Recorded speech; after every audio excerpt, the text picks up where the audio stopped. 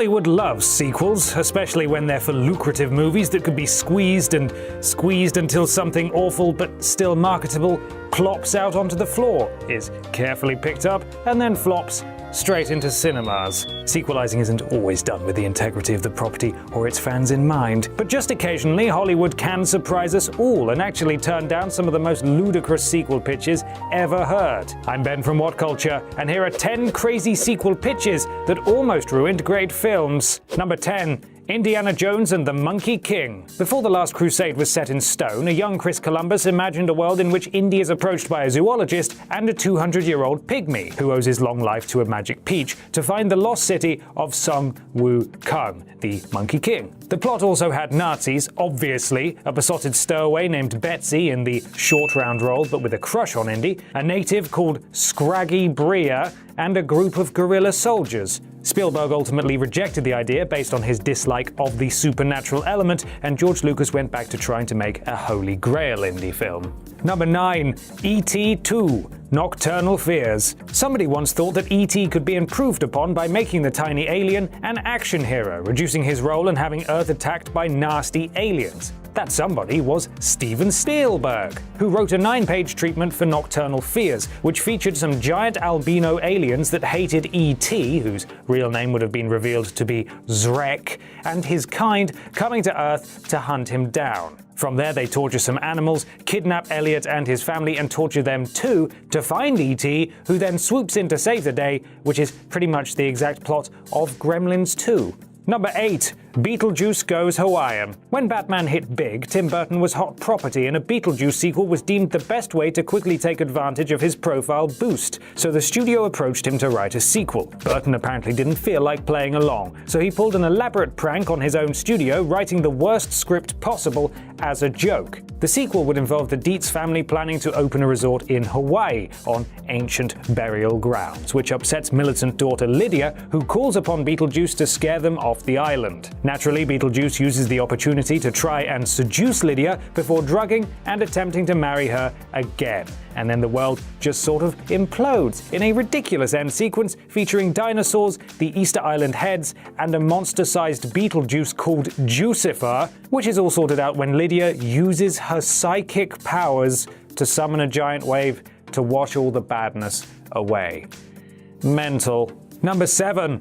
8. How do you follow up a film as locked into its concept as 7? Well, you go insane. Bring back Morgan Freeman and basically turn him into a wizard detective. That's essentially what New Line Cinema tried to do when they turned a spec script by Ted Griffin and Sean Bailey into a possible 7 sequel. Adapting Morgan Freeman's detective into a psychic, which he mustn't have thought would be helpful in the John Doe case, to catch another serial killer. Mercifully, David Fincher had absolutely no intention of making a sequel, and this probably wasn't helped by the lunatic script. Number 6. Forrest Gump 2. Gump and Co. The terribly named Gump & Co. would have included Forrest Gump taking part in Operation Desert Storm with his best friend Sue the orangutan, who thankfully never made it into the film adaptation of the first book. He'd also helped to destroy the Berlin Wall and also meet an actor called Tom Hanks. Because the story of the book, on which the script by Eric Roth was based, involved the real-life events of the film being shot as a biopic of a real Forrest Gump, affecting Gump's life to the extent that he attended the Oscars for it. What? Number 5. The Day the Earth Stood Still. Again. The original The Day the Earth Stood Still left a lot of unanswered questions, and that was sort of the point. Nevertheless, this didn't stop Fox from trying to bring a sequel to screen in 1981, written by sci-fi legend Ray Bradbury, and adding a cloying solar energy message, as well as some festive joy, a subtle as a sledgehammer messiah message, and a love story. Nah, you're alright. Number 4. Roger Rabbit, The Toon Platoon.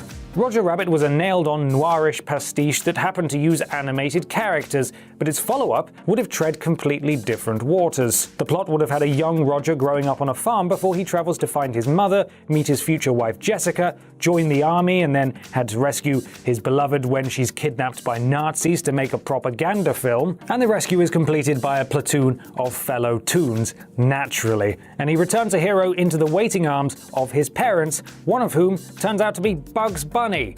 Number 3.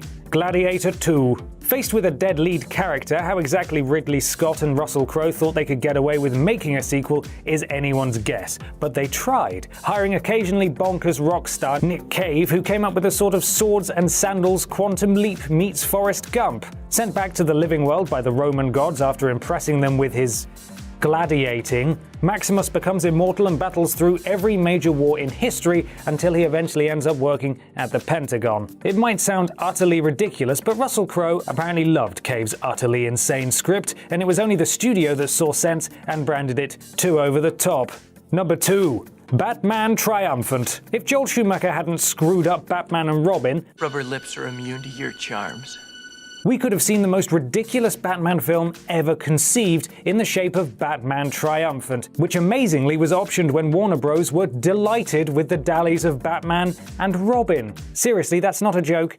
They loved it. The massive idiots. The plot was actually not awful. The Scarecrow was set to terrorize Gotham with his nerve toxins, bringing the Joker back as a hallucination, and there would be appearances for Harley Quinn, who would be the Joker's daughter, and Man-Bat. The casting would have possibly had Nick Cage as the Scarecrow, and either Courtney Love or Madonna was going to play Harley Quinn.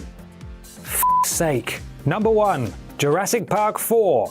Dino Soldiers. To be honest, it's already rather impressive that anyone still wants to see Jurassic Park films after the third one was so mind-numbingly stupid. I mean, for goodness sake, it features Alan Grant somehow accidentally saying the correct raptorish translation for "I'm definitely a dinosaur, don't eat me." The planned sequel would have been even more stupid, though. The writers envisaged an Alien Resurrection-style cloning storyline that would have an evil genius cloning dino half-breed soldiers, who are trained and become part of a super soldier division. Literally, nothing could go wrong with that. The script obviously never made it on screen, but there was some concept art knocked up, and it is the definition of a comedy trumpet sound.